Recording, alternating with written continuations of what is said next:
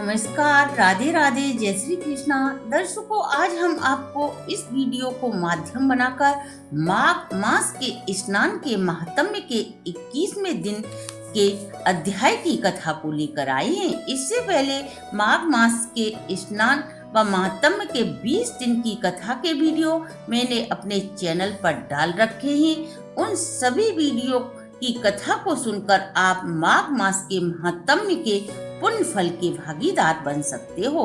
21वें दिन की कथा में लोमेश ऋषि ने देवदूत को वर प्राप्ति की कथा सुनाई थी।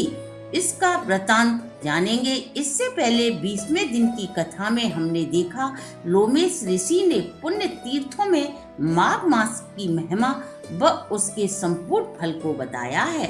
वेद निधि ब्राह्मण ने लोमेश ऋषि से कहा, यह अबोध बालक सांप से कैसे मुक्त होंगे। तब लोमेश ऋषि ने नियम पूर्वक माघ स्नान करने की सलाह दी।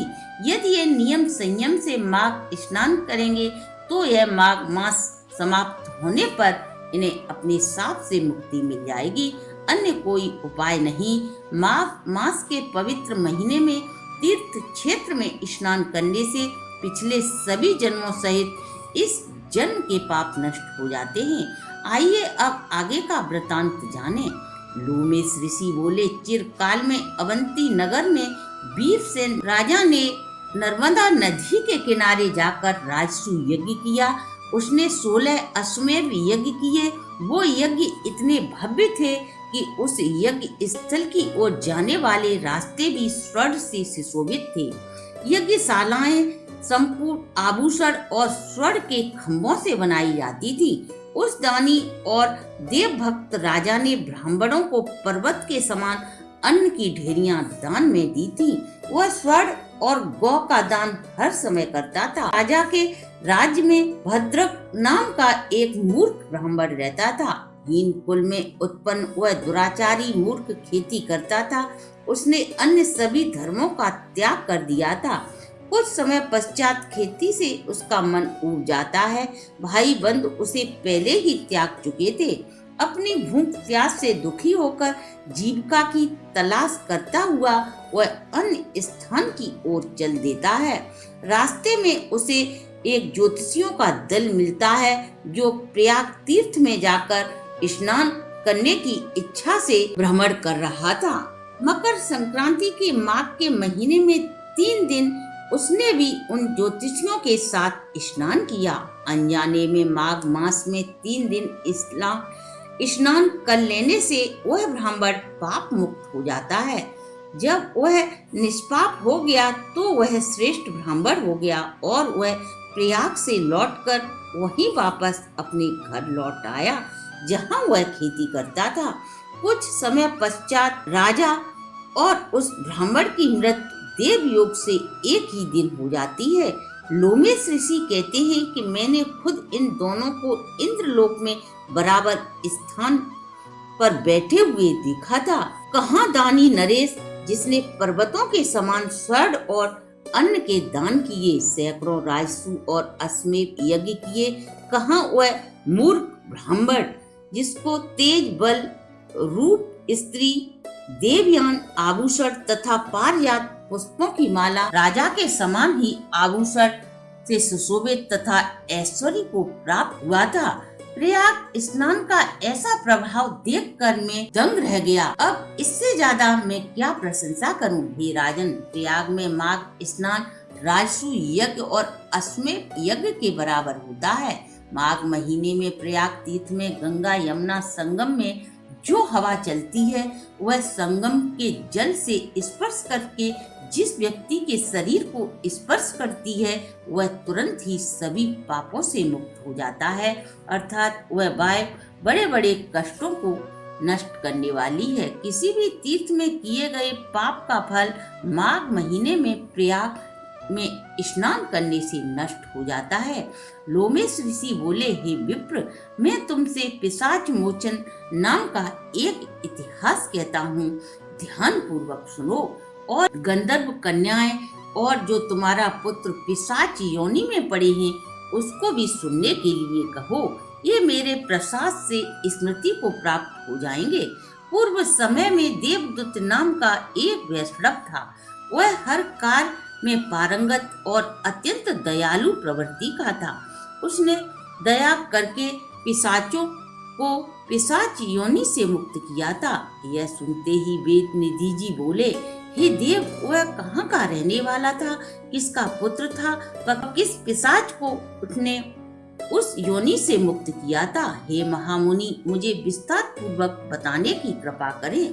तब लोमेश ऋषि बोले, प्लक्ष से निकली सुंदर सरस्वती नदी के किनारे वह पर्वत के ऊपर देवदूत का निवास स्थान था। वहाँ साल, ताल, तमाल, वेल, वकुल, पाखर, इमली, चिरवेल, आम, चंपक, करंजा, बिरयोरा, केसर, फीफल, तिलक, कनेर, कुंभी, खैर, सिंदूक, वानीर, शाल, जंबीरी, नींबू, नारंगी, गूलर, वैद, शाखोट, आड़ू, करहाट, वट वृक्ष, गोटा, कुटिज, पलास, अशोक, जामुन, नीम, कदम, खिरनी, करौंदा, केले, आम, अमरूद आदि के वृक्षों से सुशोभित था।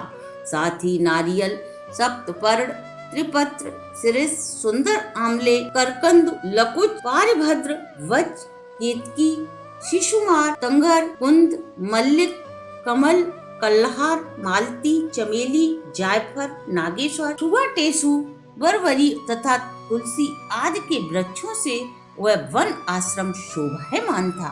वहीं जंगल के बीच में पवित्र सरस्वती नदी बहती थी। उसी किनारे पर सारस के मीठे स्वर गूंजते थे। कोयल की कूक और भौरों की गुंजार से वातावरण संगीतमय था। तोता और मैना के शब्दों से बड़ा कोलाहल रहता था।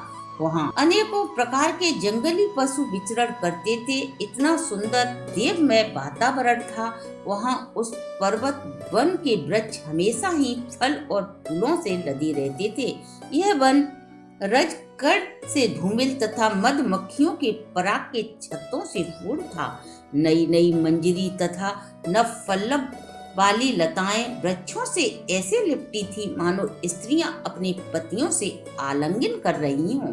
इस प्रकार हर वृक्ष पर लताएं लिपटी हुई थी। उस आश्रम के तपस्वी के साप के भय से सुगंधित वायु भी मंद मंद चलती थी। मेघ की वहाँ पाषाण वृष्टि नहीं करते थे, अर्थात इतना धीमे बरसते थे कि किसी भी पत्थर को कोई क्षति न पहुँचे। सूर्य जल और वनस्पतियों को नहीं सुखाते थे, अर्थात धूप की तीव्रता हल्की रहती थी जिससे कोई भी वनस्पति झुलस न पाए।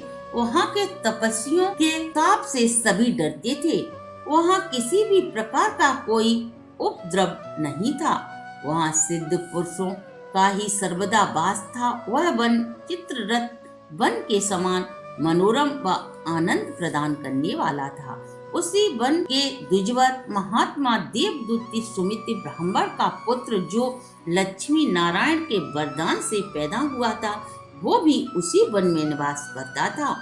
अब उस देवदूती के नियमों को सुनो। वह सदैव अपनी आत्मा को स्थिर किए हुए गर्मी के दिनों में अपने नेत्र सूर्य की तरफ करके पंचाग्नि से तप करता था। वर्षा के समय खुले मैदान में बैठकर तपस्या करता था।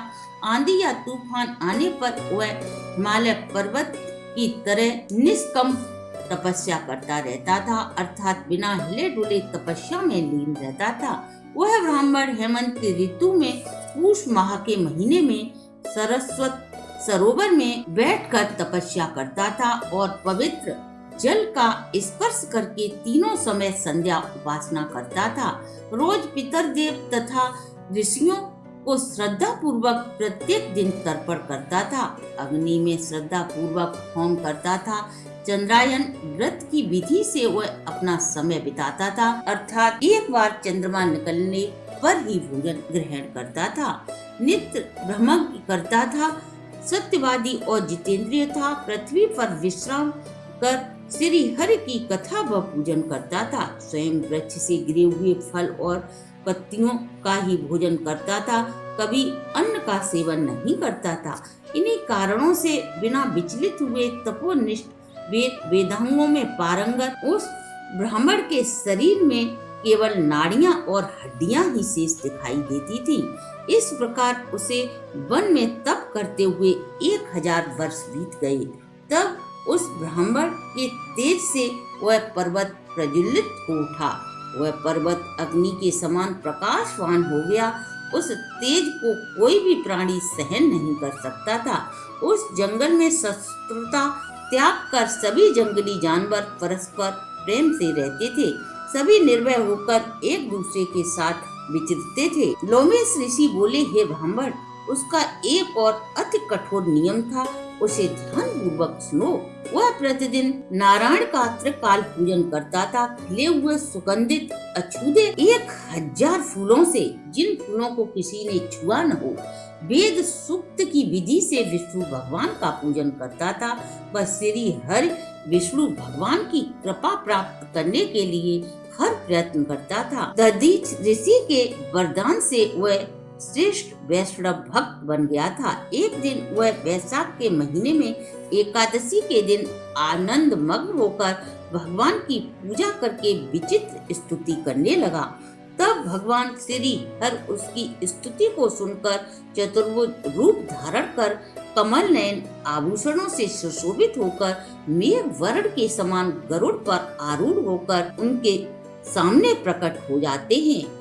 जब वह ब्राह्मण प्रत्यक्ष श्री हर को अपने सामने खड़ा देखता है तो उसका शरीर श्री हर दर्शन से रोमांचित हो जाता है और प्रसन्नता के कारण उस ब्राह्मण के नेत्रों से आंसू गिरने लगते हैं। वह प्रेम बस अपने शरीर की शुद्ध बुद्ध खो देता है। जब उसने आंखें खोली तो वह पृथ्वी पर गिरकर प्रभु के चरणों में लोटपोट हो गया। तब श्री हरि ने प्रसन्न होकर देवदूत से बोले, हे ब्राह्मण, मैं जानता हूँ तुम मेरे परम भक्त हो और मुझी पर आश्रित हो। मुझ में सभी कार्यों का त्याग कर दिया है। तुम्हारा मन हर क्षण मेरे ही स्मरण में लगा रहता है। हे पाप रहित, तुम्हारे स्रोत से मैं अत्यधिक प्रसन्न हूँ।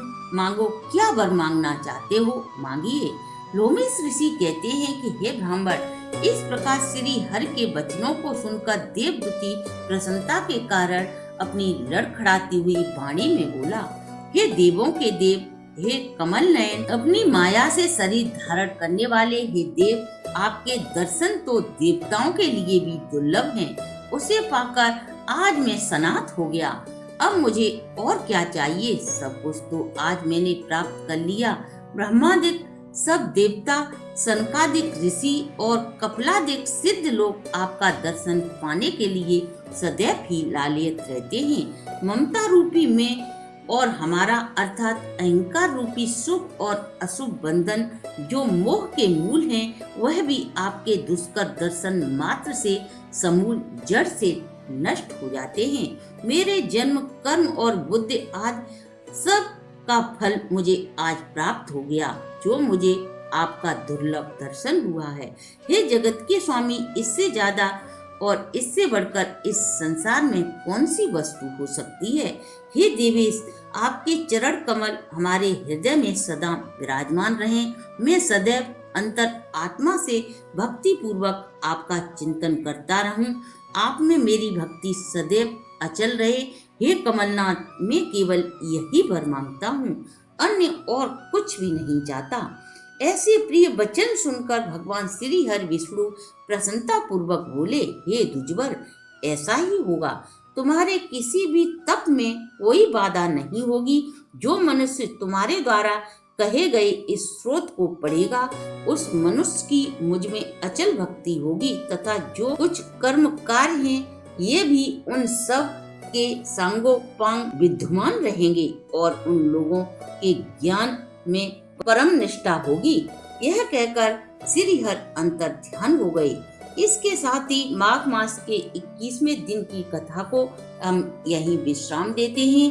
श्री हरि की कृपा आप व आपके परिवार पर सदा बनी रहे। अगर आपको हमारी ये प्रस्तुति अच्छी लगी हो तो आप हमारे चैनल को लाइक, सब्सक्राइब और शेयर करें।